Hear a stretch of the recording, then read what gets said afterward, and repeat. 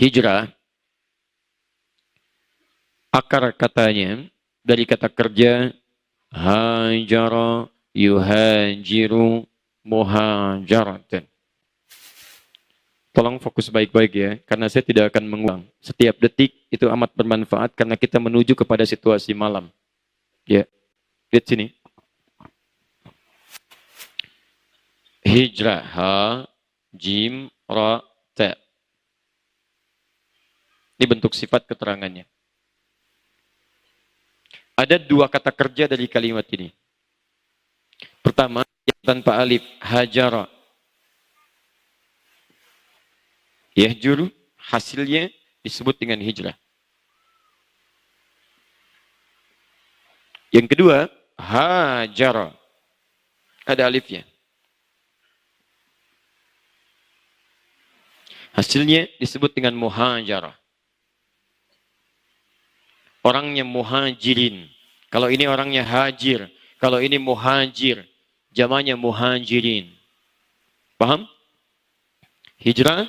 Ini kata dasarnya hajara. Yang ini pakai alif. Hajara.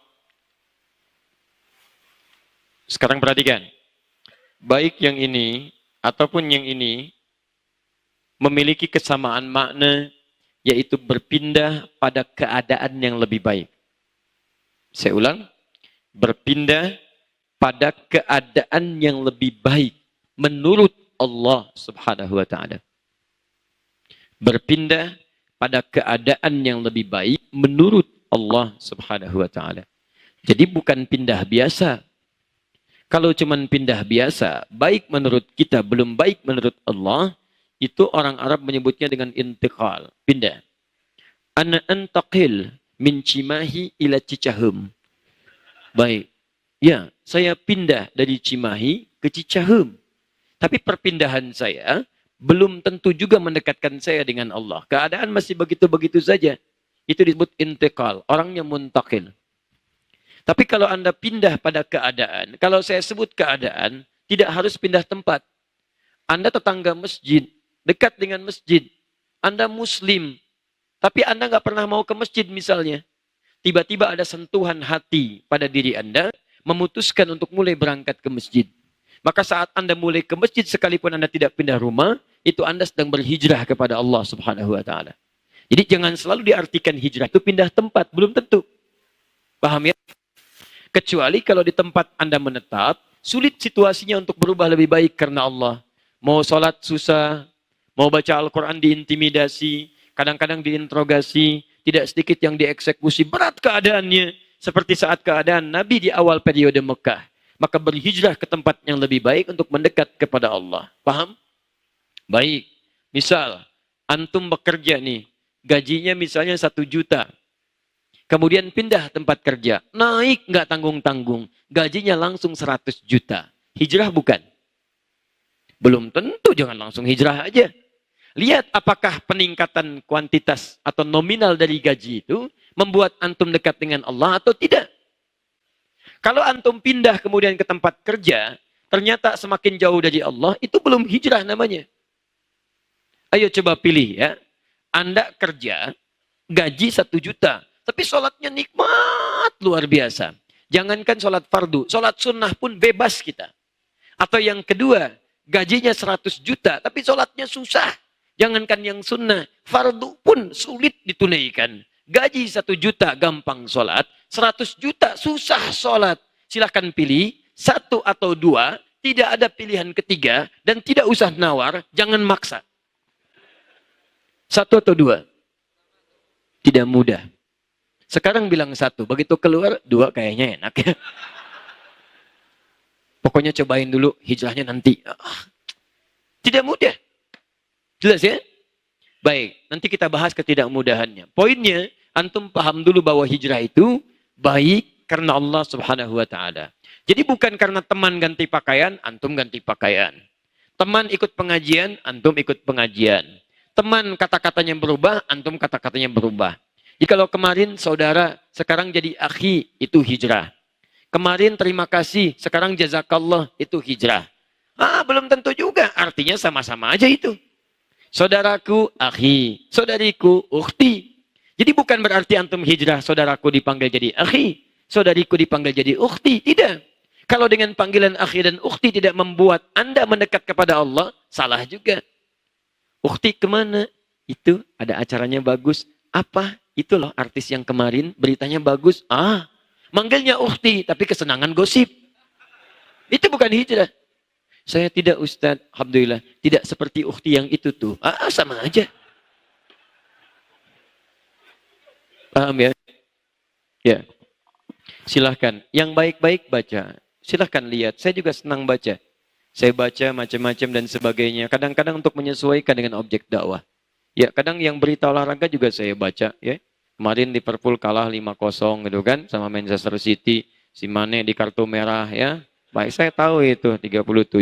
Apalagi? Ayo coba tanyakan silakan. MU masih di peringkat pertama tapi poinnya 10. Karena kemarin 2-2 sama Stoke. Lukaku ngegolin juga sih, cuman tetap seri. Ya, kedua Manchester City. Juventus kalah 3-0 kemarin ya sama Barcelona di Liga Champions. Apalagi Arsenal baru menang walaupun sebelumnya digilas juga sama Liverpool 4-0.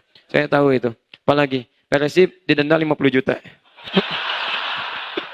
Ayo, kalau boleh saya pengen ikutan nyumbang nggak apa-apa ya.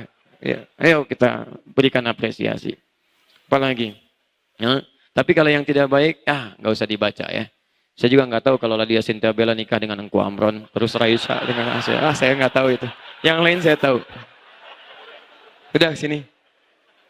Kalau yang lain saya tahu. Raisa sama Hamis Daud saya nggak tahu tuh. Ini. Udah. Sudah sini ya. Paham? Nah, saya kembalikan. Lihat sini. Kita kembali ke kata kerja. Saya mau Anda paham betul ya. Saya tidak senang Anda menerima informasi, tapi Anda tidak mengerti maksudnya. Lihat sini. Ini saya kotaki. 1, tanpa alif. Kedua, pakai alif.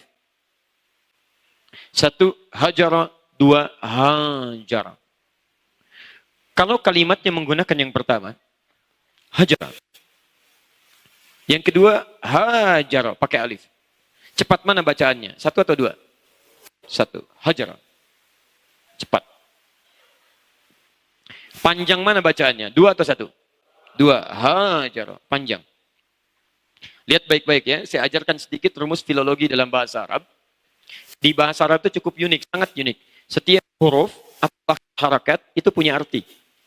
Arti. Bahkan titik itu sangat menentukan. Hilang 1 titik bisa berubah bacaan. Coba lihat. Huruf seperti ini. Dikasih titik 1, jadi apa? Fa. Dikasih titik 2, jadi apa? Qaf. Dihilangkan titiknya, jadi apa?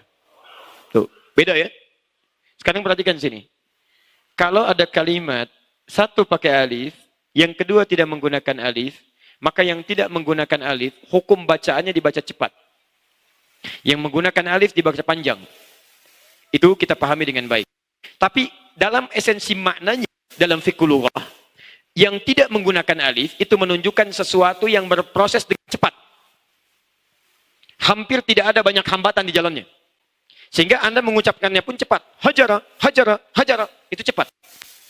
Tapi kalau satu kalimat ditambah dengan alif, khususnya di huruf pertamanya jadi hajara. Ini selain kalimatnya dibaca panjang juga menunjukkan bahwa proses dari pekerjaannya itu tidak mudah dikerjakan. Kadang-kadang butuh proses yang cukup panjang. Kadang berliku. Lihat baik-baik. Kata kerja kalimat hijrah dalam Quran, termasuk dalam hadis, itu umumnya seringkali menggunakan bentuk yang kedua dibandingkan bentuk yang pertama. Silakan teman-teman lihat. Hajaro, bentuk progresifnya, yuhajiru. Kalau yang ini, hajara yahjuru.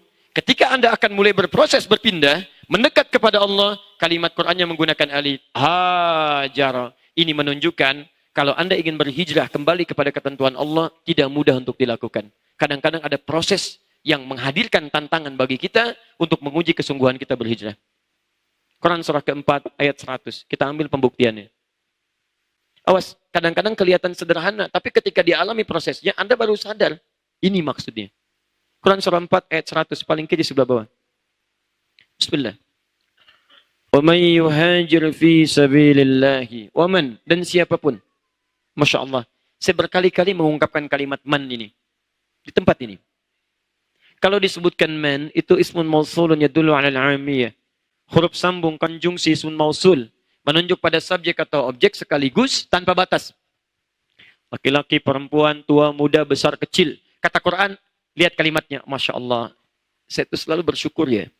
Bahwa Allah itu kalau memberikan sesuatu, itu dengan sifat adilnya, selalu luas pemberiannya. Ketika Allah meminta kita berhijrah, tidak diberikan batas.